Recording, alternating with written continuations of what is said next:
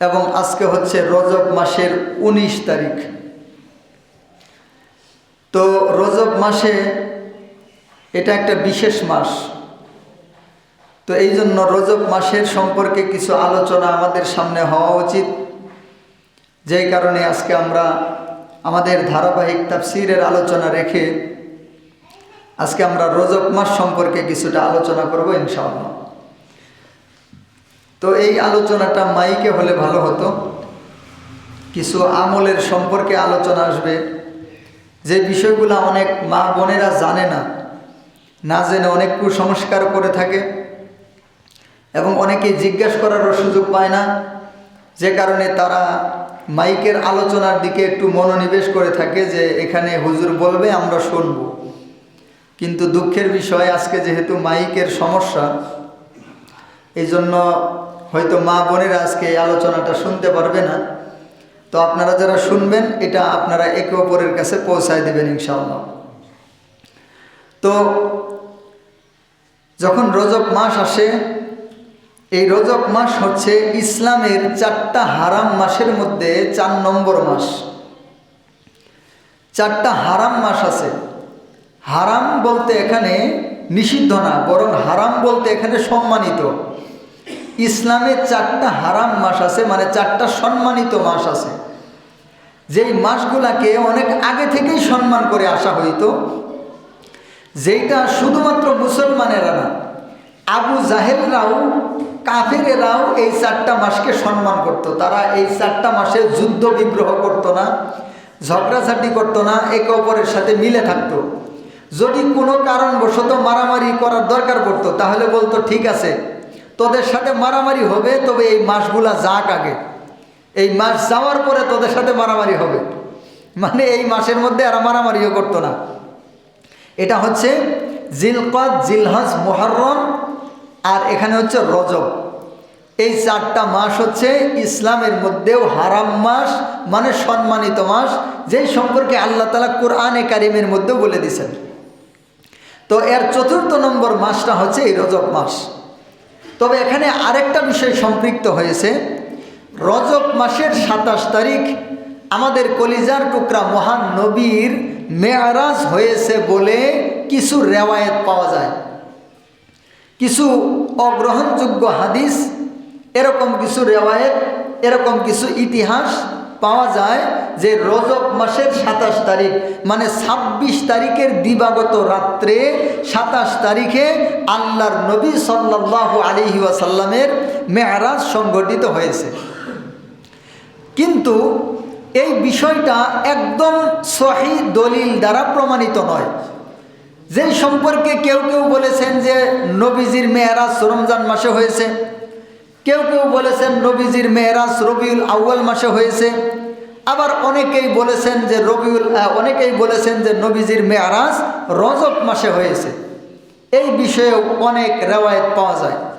তবে রজব মাসের কয় তারিখে হয়েছে এখানেও ইখতিলাফ রয়েছে, কিন্তু প্রসিদ্ধ হয়ে গেছে আমাদের সমাজের মধ্যে, সেটা হচ্ছে রজব মাসের 27 তারিখে আল্লাহর নবীর মেরাজ হয়েছে।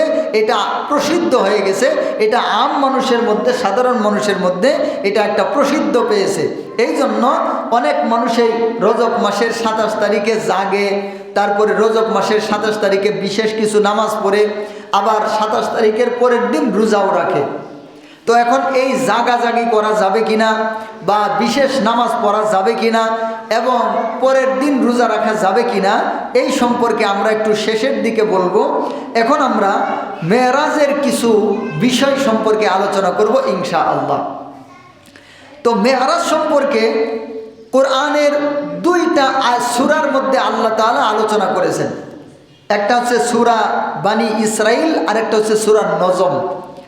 তো আজকে যেহেতু এখানে সময় কম হবে, এই জন্য মেরাজের পরিপূর্ণ ঘটনা বলার সুযোগ হবে না। আমি মূল কিছু কথা বলেই ইনশাআল্লাহ কথার ইতি টানব।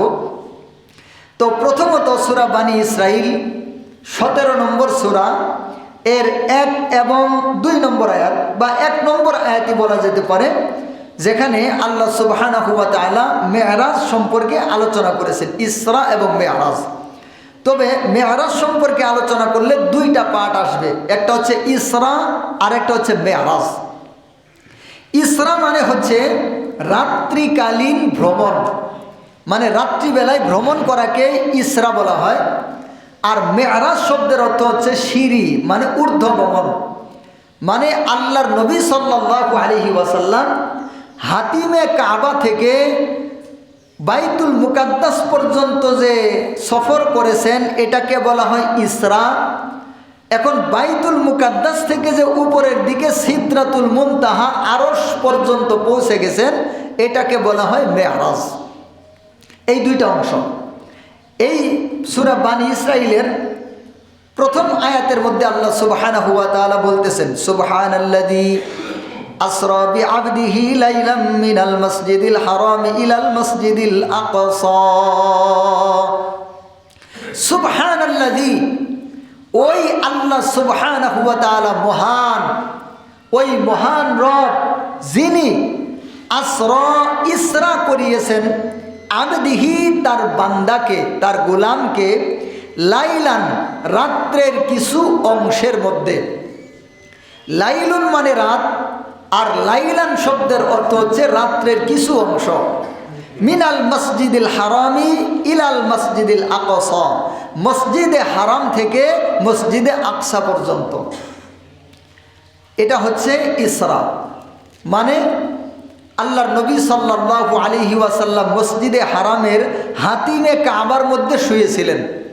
হাতিমে কাবা বলা হয় কাবা শরীফের কিছু অংশ কাবা শরীফের অন্তর্ভুক্ত ছিল, কিন্তু মক্কার কাফেরেরা যখন কাবা শরীফকে মেরামত করেছিল নতুন করে, তখন তাদের হালাল টাকা কম হয়ে পড়ছিল, যেই কারণে তারা কাবা শরীফের আগে যতটুকু জায়গা নিয়ে কাবা শরীফ ছিল অতটুকু জায়গার মধ্যে তারা কাবা শরীফ বানাইতে পারে নাই, টাকা কম পড়ছিল।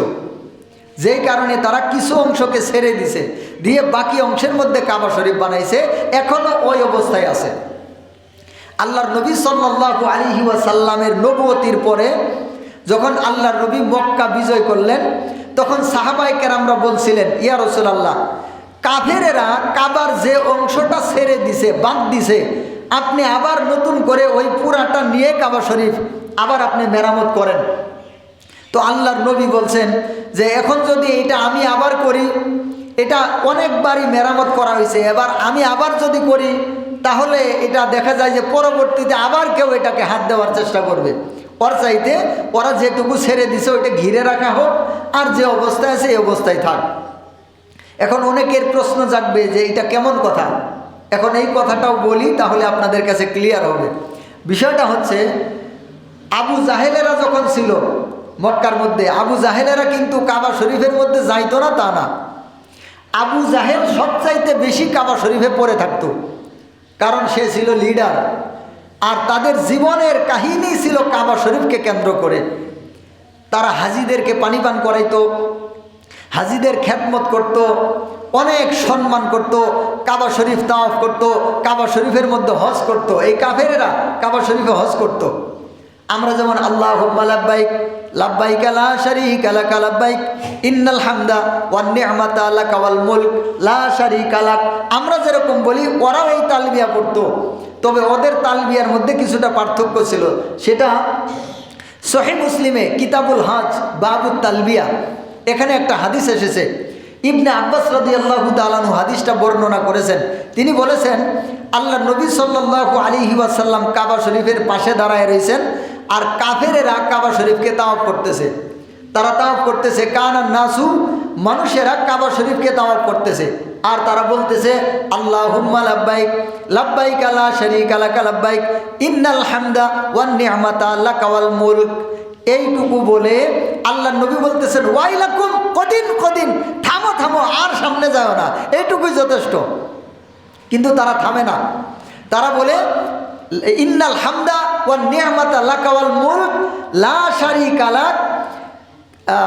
এরপরে তারা একটা অংশ যোগ করে যে আপনার সাথে আরও কিছু শরীক আছে, আর তাদের মালিকও আপনি। হাদিসের অংশটা ছুটে গেছে হঠাৎ করে অন্তর থেকে।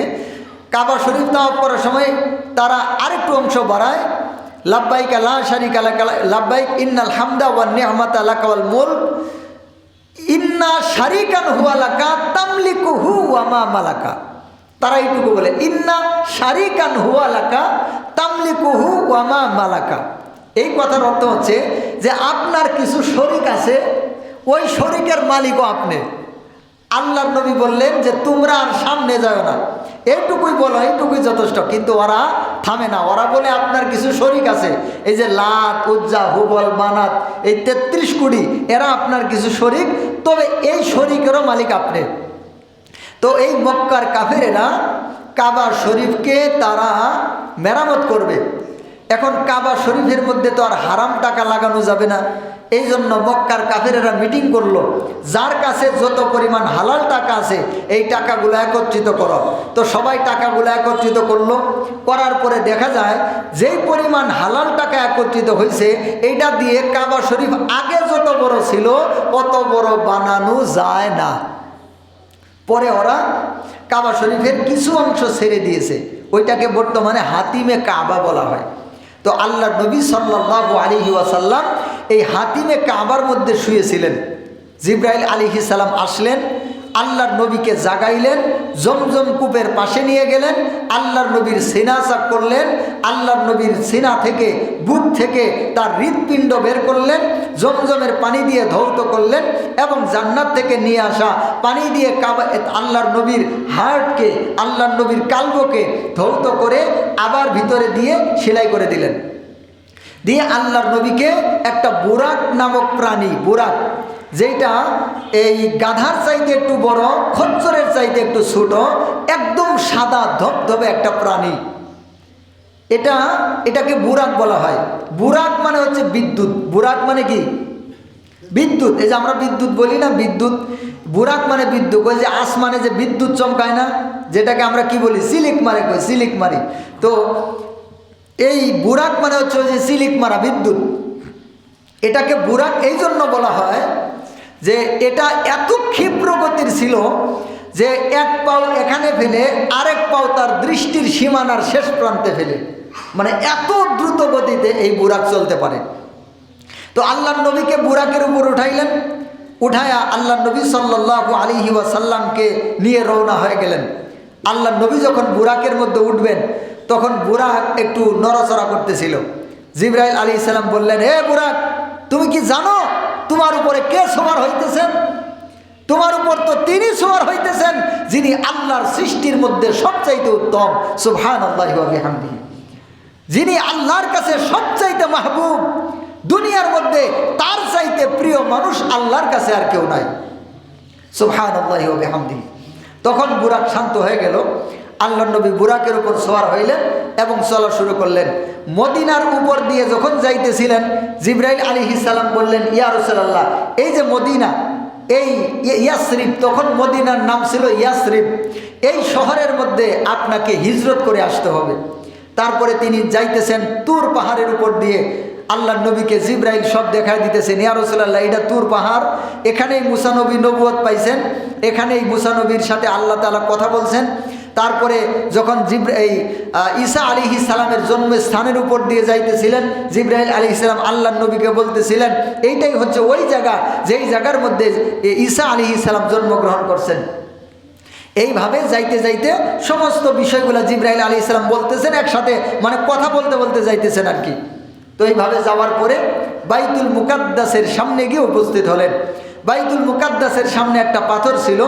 জিবরাইল আলাইহিস সালাম ওই পাথরের একটা ছিদ্রের মধ্যে বুরাকের লাগামটা বেঁধে দিলেন। দেওয়ার পরে আল্লাহর নবীকে নিয়ে এই বাইতুল মুকাদ্দাসের ভিতরে প্রবেশ করলেন। ওখানে যাওয়ার পরে আল্লাহর নবী দেখতেছেন যে ওখানে অন্যান্য সমস্ত নবীগণ উপস্থিত, একদম সমস্ত নবীগণ উপস্থিত হয়ে গেছেন।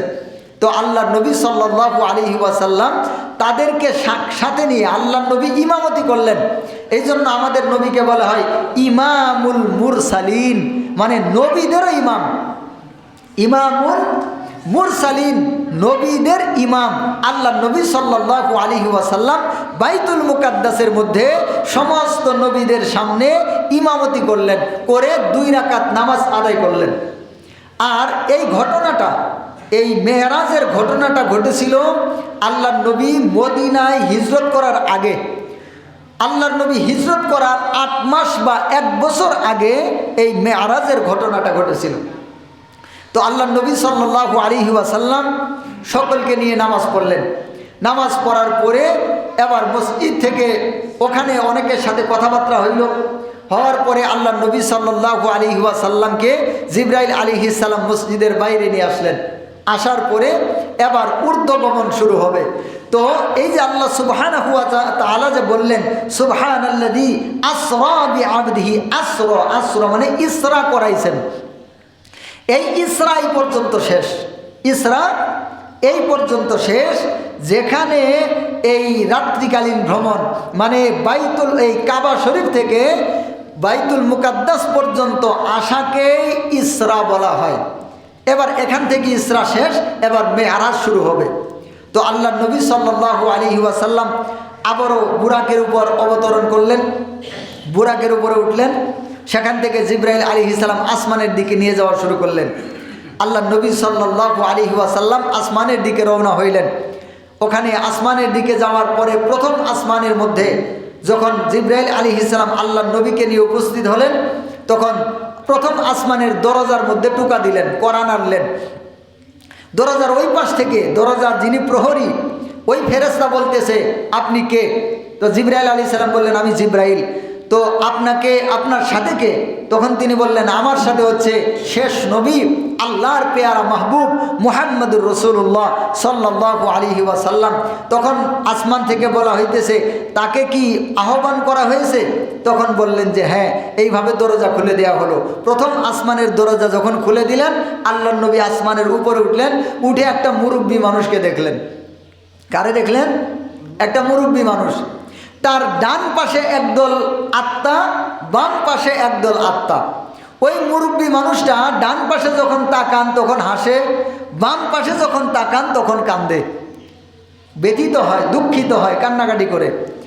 তো আল্লাহ নবী সাল্লাল্লাহু আলাইহি ওয়াসাল্লাম এটা দেখে জিজ্ঞাসা করলেন যে এটা কেমনে, কি ইনি কে? তখন বললেন যে ইনি হচ্ছেন হযরত আদম আলাইহিস সালাম। সুবহানাল্লাহি ওয়া বিহামদি। তো তিনি হাসতেছেন, কাঁদতেছেন, এটা কেন? তখন জিবরাইল বললেন, ডান পাশের যে আত্মাগুলো আছে এরা হচ্ছে বেহেশতি, এরা জান্নাতি, আর বাম পাশের গুলা হচ্ছে জাহান্নামী। তো ডান পাশের যারা জান্নাতি ওদেরকে যখন তিনি দেখেন, তিনি তো সকলের আব্বা, সকলের বাপ, তার অন্তরের মধ্যে তো দয়া মায়া জাগে। সন্তানেরা জাহান্নামী, এই জন্য তার অন্তরে কষ্ট লাগে, আর এই সন্তানেরা জান্নাতি, এই জন্য তিনি আনন্দিত হন। যখন ডান পাশে তাকান তখন তিনি আনন্দিত হন, এই জন্য হাসেন। আবার যখন বাম পাশে তাকান তখন জাহান্নামের আগুনের কথা তখন তার স্মরণ হয়, তখন তিনি কান্না করেন। তারপরে আল্লাহ নবী সাল্লাল্লাহু আলাইহি ওয়াসাল্লাম হযরত আদম আলাইহিস সালামকে সালাম দিলেন। আদম আলাইহিস সালাম তার সম্পর্কে বললেন, অনেক মারহাবা দিলেন। আল্লাহ নবীকে বললেন, মারহাবা ইয়া ইবনি, হে আমার ছেলে,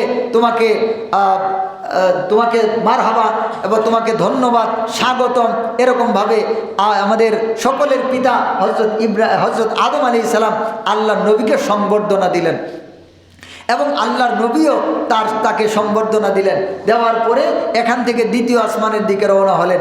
দ্বিতীয় আসমানেও এই একই কাহিনী হলো, ঢোকার জন্য আবার ওখানে তিনি পার হয়ে গেলেন। ওখানে গিয়ে হযরত ঈসা আলাইহিস সালামের সাথে সাক্ষাৎ, এরপরে হযরত মূসা আলাইহিস সালামের সাক্ষাৎ। চতুর্থ আসমানে গিয়ে হযরত ইব্রাহিম আলাইহিস সালামের সাথে সাক্ষাৎ। ইব্রাহিম আলাইহিস সালামকে আল্লাহর নবী দেখলেন। এইদিকে প্রত্যেকজন নবী প্রত্যেক আসমানের মধ্যে, এখানে তো শুধু 2-1 জনের নাম বর্ণিত হয়েছে, তবে অনেক নবীদের সাথে আল্লাহর নবী সাল্লাল্লাহু আলাইহি ওয়াসাল্লামের সাক্ষাৎ হয়েছে। তো চতুর্থ আসমানে গিয়ে আল্লাহর নবী একটু আশ্চর্য হয়ে গেলেন। সেটা হচ্ছে আল্লাহর নবী ইব্রাহিম আলাইহিস সালামকে দেখলেন যে আল্লাহর নবীর চেহারা আর ইব্রাহিম আলাইহিস সালামের চেহারা অনেকটা মিল। আল্লাহর নবীর চেহারার কাটিং যেমন, ইব্রাহিম আলাইহিস সালামের চেহারার কাটিং প্রায় তেমন, অনেকটা কাছাকাছি। তো আল্লাহর নবী ইব্রাহিম আলাইহিস সালামকে দেখে আশ্চর্যান্বিত হয়ে গেলেন যে ওনার চেহারা তো আমার মতোই দেখা যায়। তো জিবরাইল আলাইহিস সালাম বললেন, ও মুহাম্মদ সাল্লাল্লাহু আলাইহি ওয়াসাল্লাম, ইনি হচ্ছেন মুসলিম জাতির পিতা হযরত ইব্রাহিম আলাইহিস সালাম। তো তো তখন আল্লাহ নবী সাল্লাল্লাহু আলাইহি ওয়াসাল্লাম তাকে সালাম দিলেন, স্বাগতম জানাইলেন। আর ইব্রাহিম আলাইহিস সালাম আল্লাহ নবীকে সালামের জবাব দিলেন, স্বাগতম জানাইলেন, কুশল বিনিময় হইল। এইভাবে সপ্তম আসমানের দিকে রওনা হয়ে গেলেন। যাইতে যাইতে সপ্তম আসমান পার হয়ে সিদরাতুল মুনতাহা পর্যন্ত পৌঁছে গেলেন। সিদরাতুল শব্দের অর্থ হচ্ছে বড়ই, আছে না বড়ই, বড়ই গাছ, ওখানে একটা বড়ই গাছ। এটা আল্লাহ নবী সাল্লাল্লাহু আলাইহি ওয়াসাল্লামের আগমনে বড় সুন্দর করে সাজানো হয়েছিল। আল্লাহ নবী বলেছেন, এটাকে যখন উন্মোচিত করা হইল আমার সামনে, তখন আমি দেখলাম এর এক একটা বড়ই মটকা, আছে না মটকা, এই মটকার মতো বড় বড়, আর পাতাগুলা হচ্ছে হাতির কানের মতো বড় বড়। আল্লাহ নবীকে সেখান থেকে আল্লাহর আরশ পর্যন্ত পৌঁছায় দেওয়া হলো। তো আল্লাহ নবী সাল্লাল্লাহু আলাইহি ওয়াসাল্লাম আল্লাহ তাআলার খুব সন্নিকট পর্যন্ত পৌঁছে গেলেন। এখন এখানে একটা ইখতিলাফি বিষয় আছে যে আল্লাহর নবী কি আল্লাহকে স্বচক্ষে দেখেছেন কিনা। আল্লাহর নবী যে খুব কাছাকাছি পর্যন্ত পৌঁছে গেলেন, এখন আল্লাহর নবী কি আল্লাহকে স্বচক্ষে দেখছেন কি দেখেন নাই, এটা একটা বড় ইখতিলাফি মাসালা। এখানে শুধু আমাদের ইখতিলাফ না, সাহাবীরা দুই দল হয়ে গেছে। কারা কারা? সাহাবীরা। হযরত আয়েশা রাদিয়াল্লাহু তাআলা আনহা বলেছেন, যেই ব্যক্তি বলবে আল্লাহর নবী আল্লাহকে দেখেছেন স্বচক্ষে, সে মিথ্যা কথা বলেছে। আবার একদল সাহাবী, অনেক বড় একটা দল সাহাবী, তারা বলেছেন আল্লাহর নবী আল্লাহকে দেখেছেন। এবং কি হযরত ইকরিমা রাদিয়াল্লাহু তাআলা আনহু বলেছেন যে আল্লাহ তাআলার নবী আল্লাহকে স্বচক্ষে দেখেছেন। তখন একজন সাহাবী তাকে জিজ্ঞাসা করলেন যে যদি আল্লাহর নবী আল্লাহকে দেখে থাকেন, আল্লাহ তো কোরআনের মধ্যে বলেছেন যে আল্লাহ তাআলাকে কারো দৃষ্টি, আল্লাহ তাআলাকে একদম আল্লাহকে তার দৃষ্টির সীমাবদ্ধ করতে পারবে না, মানে কেউ আল্লাহকে তার দৃষ্টির সীমার ভিতরে নিতে পারবে না, এটা সম্ভব না, আল্লাহকে দেখতে পারবে না। তখন ইকরিমা রাদিয়াল্লাহু তাআলা আনহু বলেছেন যে জান্নাতের মধ্যে তুমি আল্লাহকে দেখতে পাবে কিনা? তখন বলছে হ্যাঁ, তা তো পাবো। তো এটা তো 7 আসমানের উপরের ব্যাপার, ওখানে দেখতেও পারেন। তো এই ব্যাপারে অনেক মতভেদ রয়েছে। একদল সাহাবী বলছেন আল্লাহর নবী সরাসরি আল্লাহকে দেখেছেন, আর একদল সাহাবী বলেছেন আল্লাহর নবী আল্লাহকে সরাসরি দেখেন নাই। তাহলে আমাদের মধ্যে কি এটা সমাধান সম্ভব? সাহাবীরা যেখানে ইখতিলাফ, আমাদের মধ্যে তো এটা সম্ভবই না। আর হযরত আয়েশা আল্লাহর নবীর স্ত্রী, তিনি যেহেতু এখানে তিনিও ইখতিলাফ করেছেন, তিনি বলেছেন যেই ব্যক্তি বলবে দেখছেন সে মিথ্যা বলবে। তাহলে এটা বিশাল ব্যাপার না? এই জন্য এটা আমাদের কাছে সঠিক করা বা এটা আমাদের কাছে এখন এটা নিয়ে একটা সমাধান দেওয়া বা একটা কথা বলা এটা মুশকিল। এই জন্য পরবর্তী সমস্ত আইম্মায়ে কেরাম, মুজতাহিদিন, মুফাসসিরিন, মুহাদ্দিসিন, তারা এই কথা বলেছেন যে আল্লাহ তাআলা আল্লাহকে দেখেছেন। কেউ যদি এরকম বলুক, কেউ যদি বলে আল্লাহ তাআলা আল্লাহর নবী আল্লাহ তাআলাকে স্বচক্ষে দেখেন নাই, যে বলুক, তবে তারা একটা সমাধান দিয়েছেন এটা যে আল্লাহর নবী আল্লাহ তাআলাকে চামড়ার চোখে দেখেন নাই, বরং অন্তরের চোখে দেখেছেন। এইটা তারা একটা সমাধান দিয়েছেন। এটা নিয়ে আমাদের পারাপারি করার কিছু নাই। আল্লাহর নবী দেখলেও আলহামদুলিল্লাহ, না দেখলেও আলহামদুলিল্লাহ, এতে আমাদের কোনো দুঃখ করার কাহিনী নাই। কারণ এটা কবরের মধ্যেও প্রশ্ন হবে না, এটা হাসরের মধ্যেও প্রশ্ন হবে না, এটা মিজানের মধ্যেও প্রশ্ন হবে না, এটা জান্নাত জাহান্নামে কোথাও প্রশ্ন করা হবে না। আমাদের কাজ হচ্ছে নবীর অনুসরণ করা। কথা বলেন ঠিক কিনা? তো এই পর্যন্ত এখন এখানে জান্নাত দেখেছেন, জাহান্নাম দেখেছেন, অনেক কিছু দেখেছেন। এই সবিস্তারে যদি মেরাজের ঘটনা বলা যায় তাহলে অন্তত 2 থেকে 3 ঘন্টা সময়ের দরকার। আল্লাহ নবী কি কি দেখলেন, কেমন কেমন বিষয় দেখলেন, কি কি হইল, এগুলার মানে কি, জাহান্নামের মধ্যে এই আযাবগুলা দেখলেন, এই আযাবগুলার মানে কি, এরকম বহু বিষয় আল্লাহ তাআলা আল্লাহর নবীকে দেখাইছেন। সুবহানাল্লাহি ওয়া বিহামদিহি। তো এটা হচ্ছে মেরাজ। একটা হচ্ছে ইসরা আর একটা হচ্ছে মেরাজ। এখন এই মেরাজ উপলক্ষে আমাদের জন্য কি করণীয়, এখন এই কথাটা বলে ইনশাআল্লাহ শেষ করব। তো মেরাজটা কখন হয়েছে এই ব্যাপারে ইখতিলাফ। কেউ বলেছেন রজব মাস, কেউ বলেছেন রমজান মাস, কেউ বলেছেন রবিউল আউয়াল মাস, কেউ বলেছেন আরও অন্যান্য মাস। আবার যারা বলেছেন রজব মাস তারা বলেছেন বিভিন্ন তারিখ। তবে আমাদের মধ্যে প্রসিদ্ধ হয়ে গেছে রজব মাসের 27 তারিখ। এখন মোট কথা হচ্ছে আল্লাহর নবীর মেরাজ উপলক্ষে আমাদের জন্য কোনো উৎসব নাই। আবার শুনেন, আল্লাহর নবীর মেরাজ উপলক্ষে আমাদের জন্য স্পেশাল আলাদা কোনো ইবাদত নাই। যেমন শাবান মাসের 15 তারিখে আমাদের জন্য কিছু করণীয় আছে, আর শবে কদরের রাত্রে তো করণীয় আছেই। ঈদের রাত্রে আমাদের জন্য কিছু করণীয় আছে, কিন্তু রজব মাসে আল্লাহর নবীর মেরাজকে উপলক্ষ করে আমাদের জন্য স্পেশাল কোনো ইবাদত বর্ণিত হয় নাই।